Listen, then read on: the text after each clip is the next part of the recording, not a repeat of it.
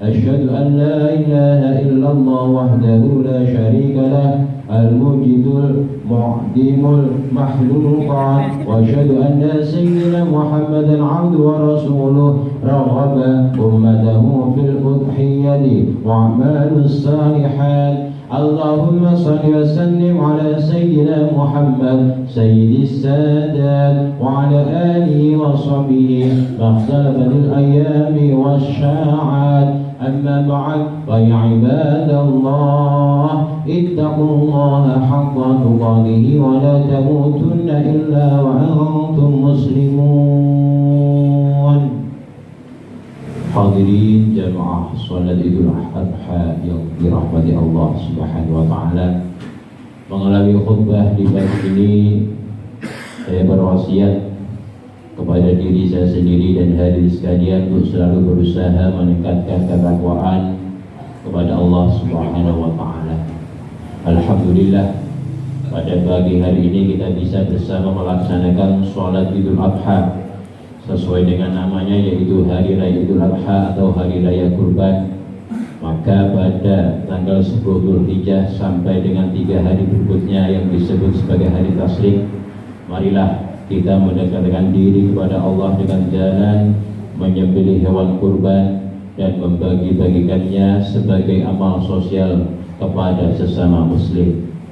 Selain itu, penyembelihan hewan kurban ini sebagai wujud dari rasa syukur kita atas segala nikmat yang dikaruniakan Allah kepada kita semuanya, sebagaimana perintah Allah yang termuat dalam surat Al-Kautsar.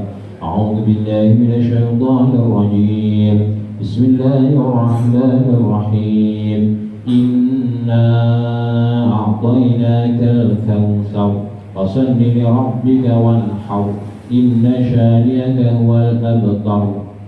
Yang artinya sungguh kami telah memberi Muhammad nikmat yang banyak, maka laksanakanlah sholat karena Tuhanmu dan berkurbanlah sebagai ibadah dan mendekatkan diri kepada Allah. Sungguh orang-orang yang membencimu dialah yang terputus dari rahmat Allah. Berbahagialah mereka yang mampu beribadah kurban, sebab ini adalah anugerah istimewa di mana kebaikan ini kelak menjadi saksi di hari kiamat. Rasulullah menyampaikan an Aisyah an-Nabi sallallahu alaihi wasallam, ma 'amila bi Adam yawm an-nahri 'amalan uhibbu ila Allah 'azza wa jalla min hiraqati damin wa innahu la ya'ti yawm al-qiyamati bi quruniha wa adlabiha wa ash'ariha wa inna dama la yaqa'u min Allah 'azza wa jalla bi makanin qabla an yaqa'a al-'adi fatibu biha nafsan. Dari Aisyah, Nabi sallallahu alaihi wasallam bersabda, tidaklah pada hari nahar manusia beramal suatu amalan yang lebih dicintai oleh Allah daripada mengalirkan darah dari hewan kurban. Ia akan datang pada hari kiamat dengan tanduk, kuku, rambut hewan kurban tersebut, dan sungguh darah tersebut akan sampai kepada ridha Allah sebelum tetesan darah tersebut jatuh ke bumi. Maka bersihkanlah jiwa kalian dengan berkurban. Hadis riwayat Ibnu Majah. Hadirin hadirat rahimakumullah, kurban adalah peristiwa monumental yang selain memiliki nilai sejarah juga mengandung nilai ibadah dan hikmah. Seorang Rasul yang diperintah oleh Allah menyembelih anak kesayangannya sebagai wujud ketaatan seorang hamba kepada Tuhannya. Dalam hal ini, selain memiliki nilai ibadah, kurban yang dilaksanakan setiap bulan Dzulhijjah juga memiliki dimensi sosial, yaitu semua bergotong royong membantu prosesi penyembelihan hewan sekaligus mendistribusikannya. Selain itu, mereka yang mampu juga melaksanakan ibadah ini sebagai bentuk kepedulian juga terhadap sesama. Sebagai bagian dari ajaran agama, ada beberapa nilai pendidikan yang bisa dipetik dari peristiwa yang dialami oleh Nabi Ibrahim dan Nabi Ismail alaihissalam. Di antaranya, pertama, menjalani perilaku sabar. Nabiullah Ibrahim alaihissalam sudah berpuluh tahun menikah namun belum dikaruniai putra. Disinilah kesabaran beliau diuji. Bisa saja Allah memberikan putra kepada Nabi Ibrahim yang bergelar Khalilullah, namun Allah menunda memberikan putra kepadanya dan beliau menjalaninya dengan penuh kesabaran. Inilah antara akhlak yang dicontohkan Nabiullah Ibrahim alaihissalam, yaitu menjalani ketentuan Allah dengan penuh kesabaran. Terkadang sebagai manusia seringkali kita terburu-buru berprasangka buruk kepada Allah atas apa yang menimpa kita, padahal kita belum tahu kejutan atau bahkan hikmah atas apa yang digariskan Allah kepada kita. Oleh karena itu sebagai makhluknya kita harus senantiasa berprasangka baik kepada Allah. Sebab sebagaimana hadis qudsi yang disabdakan oleh Rasulullah sallallahu alaihi wasallam bahwa Allah mengikuti prasangka hambanya, ana inda dhanni 'abdi bi. Sebagian ulama menjelaskan maknanya, yaitu Allah akan menganugerahkan ampunan jika hamba meminta ampunan. Allah akan menerima taubat jika hambanya bertaubat, dan Allah akan mengabulkan doa jika hambanya meminta. Allah akan beri kecukupan jika hambanya minta kecukupan, dan seterusnya. Ini adalah hikmah yang pertama. Hadirin hadirat rahimakumullah. Nilai pendidikan yang kedua dalam peristiwa kurban ini adalah tawakal. Jadi setelah beliau menunggu kehadiran buah hati selama puluhan tahun, akhirnya dikaruniai Ismail alaihi salam melalui rahim Siti Hajar. Nabi Ibrahim alaihissalam sangat berbahagia dengan karunia ini. Namun Allah tiba-tiba memberikan ujian kepadanya, yaitu perintah untuk menyembelih putra yang beliau cintai. Dalam surat As-Saffat ayat 102, Allah mengabadikan peristiwa ini dengan ungkapan yang bijak, tuturan seorang ayah kepada anaknya, ya bunayya inni ara fil manami anni adbahuka, yang artinya, hai anakku, sesungguhnya aku melihat dalam mimpi bahwa aku menyembelihmu. Ketika menyampaikan kabar ini, Nabi Ibrahim alaihissalam juga menunggu reaksi dari putranya, yaitu Ismail alaihissalam, dengan menanyakan pendapatnya. Fanzur madza tara, maka pikirkanlah apa pendapatmu. Ayat ini telah mengajarkan kepada kita, apabila dalam menentukan keputusan penting yang berkaitan dengan anak kita, dengan buah hati kita, kita juga memberikan peluang kepadanya untuk berpendapat. Ketika sang ayah memberikan pertanyaan tersebut, maka Ismail alaihissalam menjawabnya dengan penuh kepastian. Qala ya abati if'al ma tu'maru satajiduni insya'allahu minas sabirin. Wahai ayahku, kerjakanlah apa yang diperintahkan kepadamu, insya Allah kamu akan mendapatiku termasuk orang-orang yang sabar. Hadirin hadirat rahimakumullah. Dialog antara ayah dengan anak telah diabadikan Allah dalam surat As-Saffat. Dalam metode pendidikan, pola semacam ini disebut metode hiwari atau dialog. Nabi Ibrahim tidak langsung menyuruh Ismail alaihissalam menuruti keinginannya agar mau disembelih, melainkan menanyakan kepadanya terlebih dahulu, meminta pendapatnya, menguji respon dan reaksinya. Hal ini sesuai dengan fitrah psikologis bahwa remaja bisa dimintai pendapat melalui cara dialog untuk mengembangkan nalarnya. Dan Ismail alaihissalam menjawab dengan pasti dan percaya diri, serta berharap dirinya menjadi bagian orang-orang yang bersabar, minas sabirin. Yang ketiga dalam peristiwa ini adalah pendidikan ketauhidan. Nabi Ibrahim dan Nabi Ismail alaihissalam kompak menjalani perintah Allah. Keduanya berserah diri dan bertawakal menjalani perintah Sang Pencipta, meskipun ketika hendak disembelih Allah menggantikannya dengan hewan sembelih dari surga. Pelajaran yang bisa kita petik dari peristiwa ini adalah pentingnya menanamkan ketauhidan kepada keluarga. Seorang ayah yang memiliki karakter kuat dan ketauhidan yang kokoh akan bisa mendidik anaknya dengan baik dalam kecintaan kepada Allah dan mentaati perintahnya serta menjauhi larangannya. Jika dirinya terlebih dulu memberikan contoh yang konkret.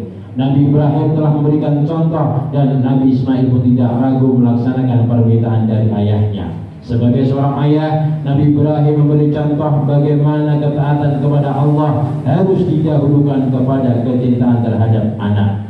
Sebagai seorang yang beriman, beliau menjalani ujian ini dengan baik, tidak ada gugatan kepadanya. Mengapa harus menyembelih putra yang telah dinantikan? Bagaimana bisa Allah memerintahkan hal ini dan berbagai pertanyaan yang lain? Yang dilakukan oleh beliau adalah menjalankannya, berserah diri kepada Allah untuk meraih ridhonya. Sebab beliau sadar sebagai hanifah muslimah alias seorang yang bersadar diri, berserah diri, tunduk kepadanya dan menjalani ketentuan Allah. Sedangkan sebagai seorang anak, Ismail alaihissalam mematuhi perintah dari ayahnya sebagai wujud bakti seorang anak dan sebagai ungkapan ketaatan seorang hamba kepada Allah Subhanahu wa taala. Semoga kita bisa mengambil hikmah dan memetik pelajaran dari peristiwa yang dijalani oleh Nabi Ibrahim dan Nabi Ismail alaihissalam, sehingga kita bisa menjadi pribadi yang bertakwa di sisi Allah. Amin amin ya rabbal alamin. أعوذ بالله من الشيطان الرجيم. بسم الله الرحمن الرحيم. إنا أعطيناك الكوثر فصل لربك وانحر إن شانئك هو الأبتر.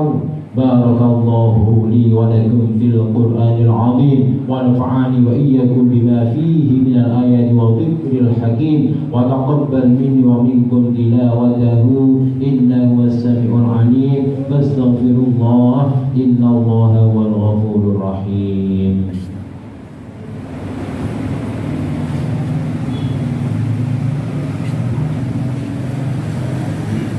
اللهم صل وسلم على سيدنا محمد وعلى آل سيدنا محمد صلى الله عليه وسلم.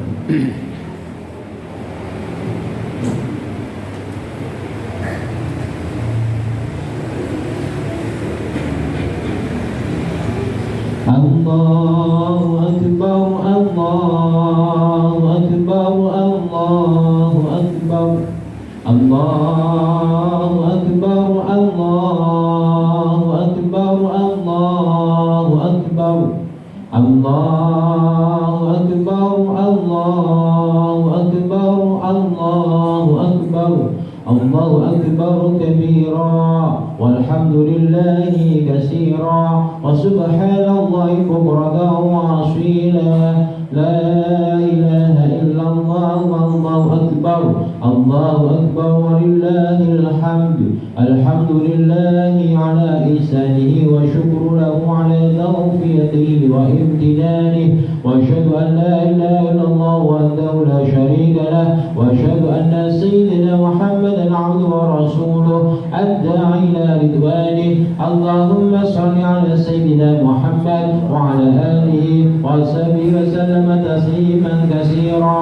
أما بعد فيا أيها الناس اتقوا الله فيما أمر وانتهوا عما نهى واعلموا أن الله أمركم بأمر بدأ فيه بنفسه وثنى بملائكته بقدسه وقال تعالى إن الله وملائكته يصلون على النبي يا أيها الذين آمنوا صلوا عليه وسلموا تسليما. اللهم صل على سيدنا محمد صلى الله عليه وسلم وعلى آل سيدنا محمد وعلى أنبيائك ورسولك وملائكة المقربين وارض اللهم عن خلفائه الراشدين أبي بكر وعمر وعثمان وعلي وعن بقية الصحابة والتابعين والتابعين لهم بإحسان إلى يوم الدين وارض عنا معهم برحمتك يا أرحم الراحمين. اللهم اغفر للمؤمنين والمؤمنات والمسلمين والمسلمات الأحياء منهم والأموات. اللهم أعز الإسلام والمسلمين وذل الشرك والمشركين وانصر عبادك الموحدين وانصر من نصر الدين واخذل من خذل المسلمين ودمر أعداء الدين وعلي كلمتك إلى يوم الدين. اللهم ادفع عنا البلاء والوباء والزلازل والمحن وسوء الفتن والمحن ما ضار منها ما بطن عن بلدنا إندونيسيا خاصة وسائر البلدان المسلمين عامة يا رب العالمين. ربنا آتنا في الدنيا حسنة وفي الآخرة حسنة وقنا عذاب النار. ربنا ظلمنا أنفسنا وإن لم تغفر لنا وترحمنا لنكونن من الخاسرين. عباد الله إن الله يأمر بالعدل والإحسان وإيتاء ذي القربى وينهى عن الفحشاء والمنكر والبغي يعظكم لعلكم تذكرون. واذكروا الله العظيم يذكركم واشكروه على نعمه يزدكم ولذكر الله أكبر. السلام عليكم ورحمة الله وبركاته. Waalaikumsalam warahmatullahi wabarakatuh.